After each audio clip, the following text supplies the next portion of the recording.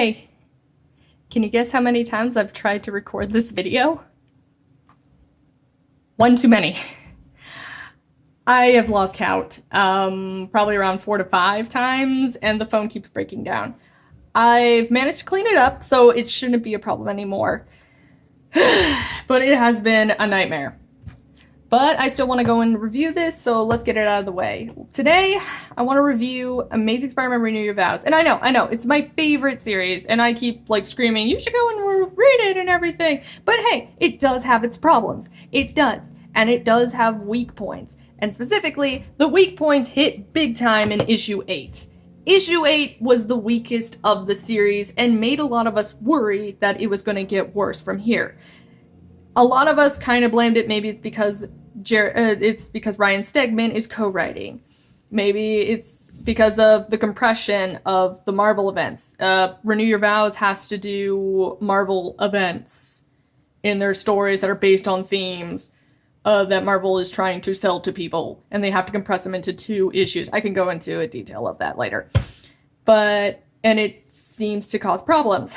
And so I worried this was going to get worse from here. And when issue 8 came on out, it surprised me. It was really good. This is probably the best one of the series so far. Along with issue 6, this is my favorite. Issue 6 was really good too. Those 2 are great. And they're ironically just story events. So let's get right into it. If you're new to the channel, let me go and explain some stuff. Today, I review stuff a little bit differently than everybody else. I draw while I review. So I'm going to draw something themed around the review. And this time we're going to actually do something a little bit different. If you were listening to my John Kent review, I used an ink pen and just nothing else. This time we're going to be using a light box. I have drawn a rough draft sketch and that I will be just inking over with this regular paper. The light box is a really nice one. If you want to look for a light box yourself, I do highly suggest the Artographs. This is a LightPad 930. It's a bit expensive, but it's really nice. And you want to know what's even nicer about this? Because of how many times I have had to redo this video, I still have the rough draft. So go me for thinking about this even before all this calamity happened. Yay! So, just to let you know, I may turn off this light once in a while, but it doesn't seem to be giving me too much trouble, so we're going to keep it on for now. Alrighty. For anybody that hasn't been reading them, Amazing Spider-Man Renew Your Vows, the latest issues were about MJ's little bit of a problem.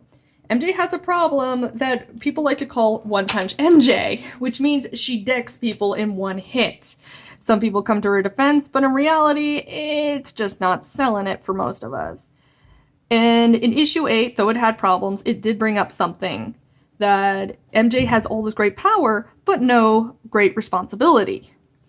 And she comes to learn this in that issue, and devotes her time to trying to find an alternative way to gain superpowers. You see, she gains her powers by Regent Tech, which sucks out powers by another superhero. Specifically, Peter has redesigned the Regent Tech to suck out his own abilities. Since he only uses a certain portion of his powers against opponents, it doesn't seem like that big of a deal. Except later in the series, he does confess it seems to be sucking out more than is needed, especially when they're near each other and she decides to pull out more punches. In issue 8, she fights Mysterio and she gets trapped in one of his illusions. She freaks out so much, she sucks up too much power and almost kills Peter. She is so ashamed by this, she goes on a quest to go find a new way to gain superpowers. And goes to Liz Allen, an old friend of theirs who apparently wants to get rid of Spider-Man. For the sake of her son, Normie Osborn, who is, of course, because he is an Osborn, he is highly obsessed with Spider-Man and his family. She does so by making a symbiote suit that she pretends is just a super suit she wants to give to Mary Jane. MJ, aka Spinneret, takes it happily and uses it, though is slowly being consumed by the symbiote inside. And that's where we begin issue 9. And just to tell you, Ryan Stegman is writing it. He usually tends to be the artist. He is the artist on the front cover but the inside artwork is somebody totally different.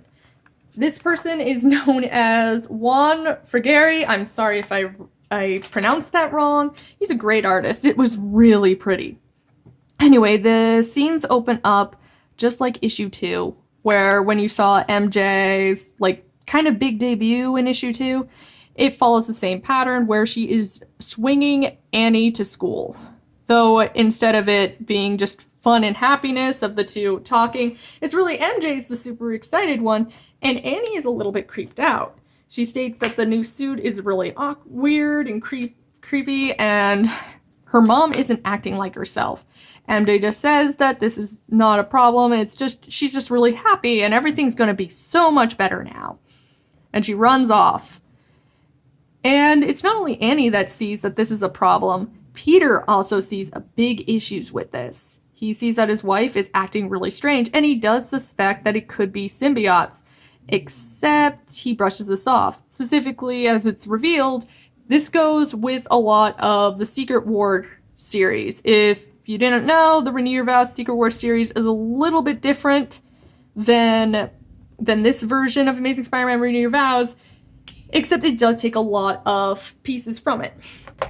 And this was unknown if it was going to follow this little story bit, but it seems to be now, that Eddie Brock was murdered. Peter killed Eddie Brock and Venom in the original Secret Wars series, and it's confirmed that this happened here. Because of this, Peter doesn't think it could be a symbiote because he's killed it. He's killed the big head honcho. He's killed Eddie Brock and Venom. So it can't be, right? So he decides to go following his wife just to see what the heck is going on. But the more he follows her, the more it screams, this is freaking Venom. But he doesn't want to accept this. And I have to say, even though it's an evil symbiote monster version of his wife, dang, I love the new suit. I love it. It looks so much better than the dang dumb white spinneret suit. Like, the spinneret suit's nice and all. I think it's just really her hair. I hate it. Because MJ has this cool, flowy hair, and no matter what we say or try and defend it, the spinneret bun just doesn't do it. Her hair is supposed to be really free and pretty. And the symbiote suit, the Venom MJ, I guess you'd call her, VenoMJ? I don't know what we call her. But, it makes her look gorgeous. It just, like, the curves and stuff, the design. You know what? Let's look at it. Let's look at it for just a few seconds. Just to show what I mean. This is nice. This is MJ. You can tell it's MJ. It's got flowy hair. It's got nice curvature on the body. Hey, I'm a girl and I can enjoy that too. She looks pretty. I like this. I like it when my superheroines look attractive and fun, and they can look strong and graceful and pretty at the same time. And that's what I love about it. Love every bit about this. And she fights a bunch of thugs, but she's becoming more and more violent, and she's giving in to these urges. And there's this little scene right here showing that she's a little bit too excited about this. Peter stops her and she runs off. But this already confirms his theory that she ain't herself. He decides to look up some stuff at the Daily Bugle, and I'm about to go and draw for you more, but I want to point this out when he goes to the Daily Bugle. This is kind of cool. If you notice, this what really drew me in when I was reading this whole entire page is, do you notice it? Do you notice all these Peter pictures? He's wearing the colors of his super suit. He's wearing the Spider-Man colors. This is a really cool kind of fun nod. And the only other time I've ever seen this was probably the Smallville series. It was known that the Smallville TV show, they make Clark wear all the time, all his outfits were themed around his Superman suit, so he would wear blue and red constantly to be kind of like that kind of symbolism. And they do that here with the Spider-Man. It's really fun. And not only him, MJ starts wearing that too. She's wearing white pants, a red shirt, and she's even wearing that bun. I hate the bun, but whatever. I guess this is symbolism in some way that somehow her superhero, I don't know. I'm not good at metaphors, but I can tell there's some symbolism going on here, and that's good enough. I'm not good at explaining things. So Peter goes to the Daily Bugle to ask for help and advice from his friends, but he can't really say anything because he's not about to go and spill that he's Spider-Man to everybody. So he's trying to explain that something's wrong with MJ, but he does a poor job to the extent that Gloria Grant is pretty much stating, so your wife got a new suit and you're worried about her? Like, it's just weirding them all out. So his thoughts, him needing advice does not work well there. Except Betty comes in after a little while, and she's on a mission because she's now a super reporter, and she is going through 2 cases. The first case being Normie Osborn, and it's revealed she has an informant that we have no clue who that is, but will probably be revealed later on. And one about a giant tar monster that attacked a bunch of people. Peter asks about it, and it really, really screams symbiote, to the extent that he hears about the witnesses being placed in a hospital, so he decides to go and question them. And then we go to MJ, who is at her shop and is starting to become more and more violent as she berates her own employee, Murph. And I like Murph. Murph is kind of fun. He only shows up a little bit in the series, but that's good enough for me. And that's actually a really nice thing about Renew Your Vows. Renew Your Vows brings back something that made the Spider-Man series iconic, which is the supporting cast. Supporting cast of Spider-Man comics were really big until, well, lately there are none. There is no supporting cast for anything Spider-Man related nowadays. If you did not know, the original Spider-Man cast had, like, tons of characters. They had, of course, Flash Thompson, Mary Jane, the Ned Leeds for a while, Liz Allen, Gwen Stacy, and Mary Jane were predominant at points. And then there were other ones like Deborah Whitman, Jean DeWolf, and there was a large cast. Like, when one went, another one would take its place, and they never seemed to cease. The supporting cast was always a big thing, and they bring that back in the Renew Your Vows series. This time we bring in Gloria Grant, an old-time friend of the series. Of course, Jameson is here. Betty Brant takes up a bigger position, and we gain new characters too, specifically in MJ's department, which is nice because it gives her a lot of more independence and makes her a more fleshed out character, though she was really heavily fleshed out before. It's just really fun. So anyway, Murph suddenly notices that she's not acting like herself, and she can't take it anymore, and she gets up and leaves. And, like, it's showing in the pages that a symbiote is slowly crawling out of her, and it's becoming more noticeable. And she's suddenly getting something is off. Anyway, Peter goes to the hospital to go and question one of the witnesses, who is immediately terrified by him, screaming because he has the same eyes as the monster that attacked him. When he calms him down, he starts asking questions. And it pretty much, the story screams Venom. These guys have saw a Venom, but not any sort of symbiote Venom. A female. They specifically say, this is a woman. This is a female monster that came and attacked us. And it was horrific. It had huge eyes and, And so Peter pretty much does not want to accept this, but it's looking like his wife is consumed by the symbiote that he thought he killed. So he decides he's going to go and question MJ. He's going to go over to her place and just talk to her and figure out what's going on. But when he gets there, she is possessed by it, and she cannot fully control it any longer.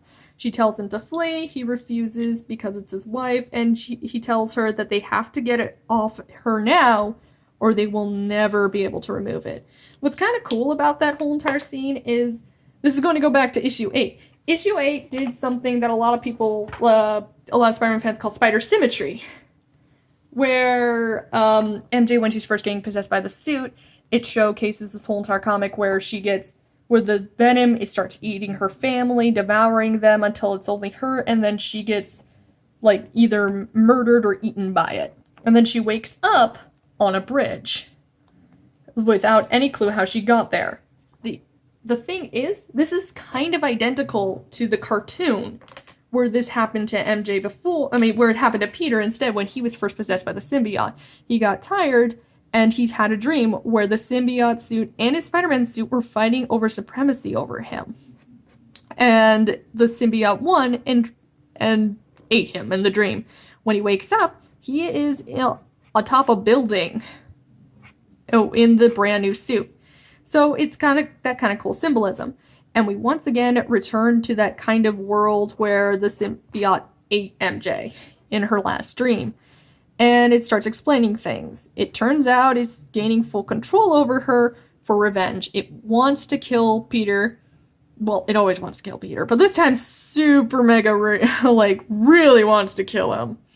Specifically because it killed Eddie, and it considers Eddie one of its good friends. This is the thing about the original Renew Your Vows. If you've read it, you know that Peter was so ashamed of killing Eddie Brock, he had nightmares over it for years. And what's kind of cool is that in this version, MJ keeps telling the symbiote, well, he did it to protect his family, and Eddie was just a dang murderer, so screw you.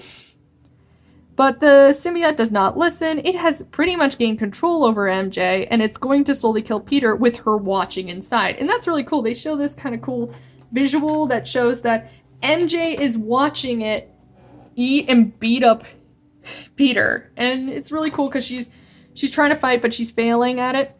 So Peter uses an ability. He pulls out his Deus Ex Machina, which, of course, because he has Regent Tech, and he's been using it to give MJ his powers, he uses one of the Regent Tech equipment to zap away portions of the symbiote's power and suck it dry so it's weaker, so MJ has a fighting chance. But she has to fight it herself still. So now that she's able to free herself from portion of the dream, but now she has to fight Venom. And if you did not know, throughout the comics, MJ has a long-running history with Venom. Venom may not attack the innocent. He always says that he does not attack an innocent. He only attacks those who really deserve it, unless it's Spider-Man. The issue is the only other person that it's acceptable for him to attack, even though they are innocent, is Mary Jane herself. And apparently all of Peter's family, because in the Secret Wars series, he goes up to attack his own daughter. Which causes Peter to go into this, you wanna know what? No, you have to die. Especially when Eddie said, I'm gonna do this again. To the extent that Peter decided, no, you are never going to touch my family. And decides to murder him. So, anyway, back to it. MJ goes into a battle with him inside her own mind. And that's when I kind of accept her punching and beating him up, because it's just really a mental state of just who's more in control of her own mental psychosis, I guess, or something like that. And so she manages to beat him. Though the whole entire, thing where she's like, I'm empowered, you want to know why? Because I'm a mom or something. It was stupid. MJ, you need to get better quips from your husband. He's really good at that. But other than that, it was really good, because she wakes up, and Peter's asking her, why would you, go steal this weird, stupid suit when I already gave you a really good one?